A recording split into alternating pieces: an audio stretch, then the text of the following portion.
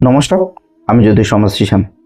বন্ধুরা, নিজের জীবন থেকে বাড়ি থেকে অর্থনৈতিক দুরবস্থাকে দূর করতে, ধার দেনা ঋণকে শোধ করতে আজকের একটি দিব্য চমৎকারী ধনলক্ষ্মী পাত্রের কথা বলছি, যেটি আপনারা নিজেরা ঘরে বানিয়ে নিতে পারবেন এবং বানানোর পরে আপনারা সেটা আপনাদের অর্থের জায়গায় রেখে দিন।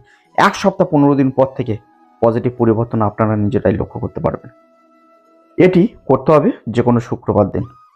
শুক্রবার দিন স্নান ধ্যান করে আপনাকে 5টি জিনিস বলছি, এই 5টি জিনিস জোগাড় করে নেবেন। একটি মাটির ভাঁড়, একটি লাল কাপড় এবং কিছুটা লাল সুতো নিয়ে নেবেন।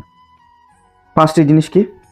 অল্প পরিমাণে ধান, অল্প পরিমাণে গম, অল্প পরিমাণে গোটা ছোলা এবং অল্প পরিমাণে ছোলার ডাল এবং হলুদ সর্ষে, কালো সর্ষে নয়।